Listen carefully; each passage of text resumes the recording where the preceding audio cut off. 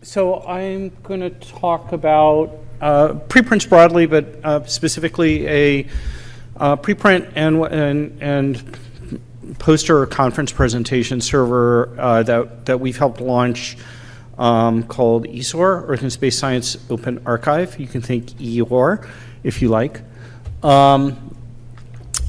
And try to put this in the context of the larger preprint discussion to help frame some of the discussions as John already did. So just a reminder, preprint servers houses scientific manuscripts or in our cases similarly rich content. Posters right now, but we and a few others are thinking about conference presentations such as this one and how to do that across the community. It's been shown to accelerate citation and discovery. Just a reminder for those of you that are scared about this or others that it's entirely optional. It's up to the researchers. But funders are increasingly encouraging this, and researchers can also decide when to post. It's really all up to the researchers. And I'll come back to this point a little later, is that clear, as John just mentioned from medRxiv, clear citation standards or notices about what preprints are or are not are emerging. For example, this is the NIH guideline, and I think John and others and myself really hope that we can come up with some community standards. And for those of you that are interested or excited about this, please join this conversation, because I think having some community standards and community recognition, and therefore public recognition about what preprints, and I'm using preprints in a very broad sense to include posters or other non-peer-reviewed content, is really important. And that's something that I think those of us that are working on the preprint world are working towards, or I hope working towards. So I'm not going to go through this slide briefly in depth. The Johns and all of us have really talked about. There's a lot of preprint servers out there, and really they are covering all of the science disciplines. And the Earth Sciences was one of the last, which is why we're getting into this. The American Chemical Society has just started Chem Archive. These have been growing, as Shirley mentioned. Both Archive and SSRN have on the order of or over 1 million pieces of content each. bioRxiv now has tens of thousands, and the others are, since 2013 have really grown. So for those of you that are worried about preprint servers, I'm sorry, you're too late. They're really across all of the sciences.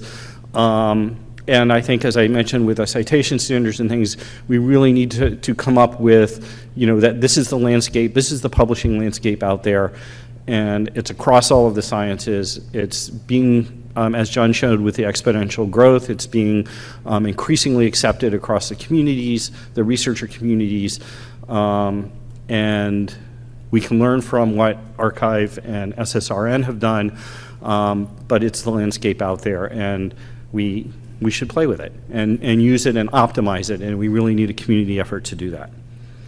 And a great group like SSP and others to do it with integrity.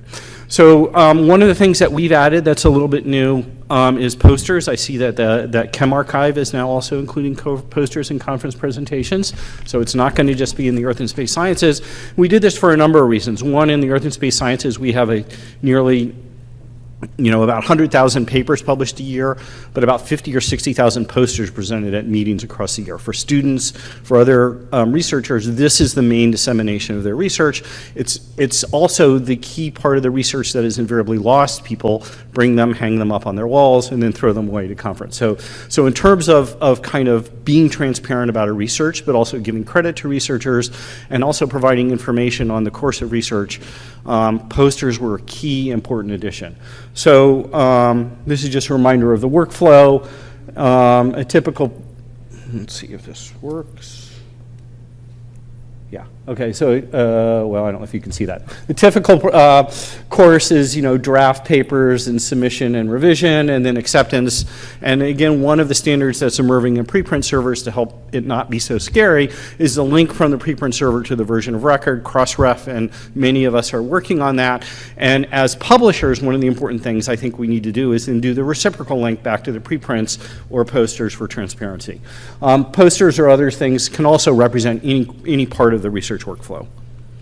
So we launched ESOR early in February. We have several hundred submissions and posters, as I'll show.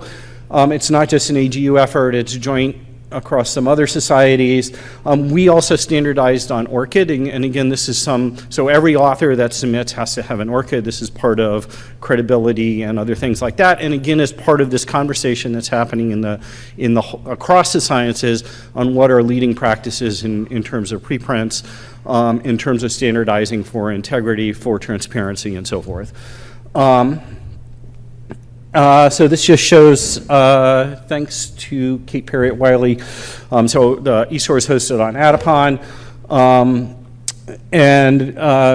just say that this is Earth and Space Sciences, to slightly disagree, Shirley, is not one of these niche fields. We actually have a huge range of topics and content that are being represented. Most were in oceanography. That's because we have a major oceanography meeting in February, right when this launched, and so we were promoting, hey, upload your poster or a conference presentation to ESOR. So that's one reason oceanography has a large number of submissions already, but it's really across all of the Earth and Space Sciences. And it's interesting, solar system physics, which was a big part of Archive, is actually now also being deposited here.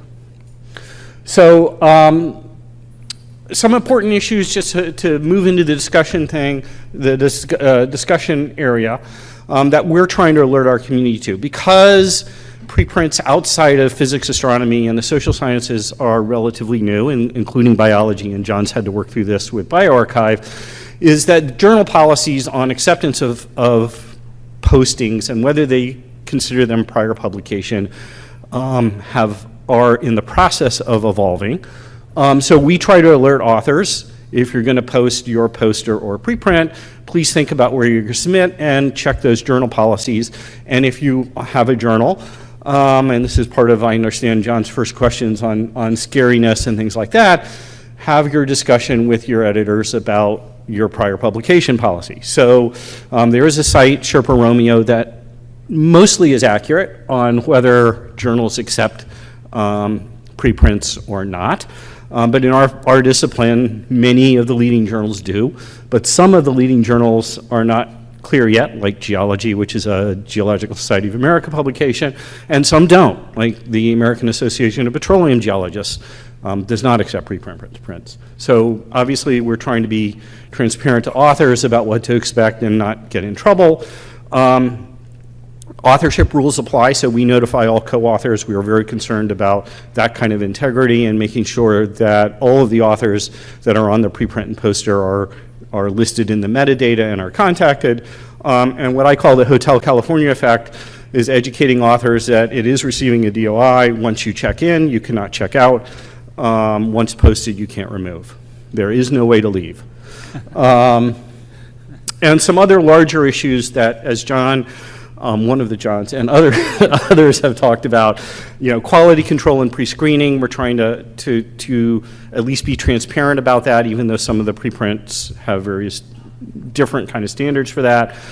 Standards for describing content, working with Crossref on that, on improving the schema so that we get better metadata on conference presentations, which, as I mentioned, both us and the Chem Archive are doing. Licenses is an issue coming up. Outreach to the community on what our standards are. Citation guidelines, as I mentioned, so that readers of scientific papers know know how to evaluate a reference of a statement. Is it based on a preprint? Is it based on a peer-reviewed presentation, and et cetera? Implementing credit on these down the road. To help giving co-authors, especially students who are looking for jobs, some clear standard or some clear transparency of that. Just to note that there's some recent discussion in COPE and also the Council of Science Editors and Scholarly Kitchen about these, so please look at those sites because there are some standards emerging through those bodies on some of the issues that we've talked about. And questions. Thank you.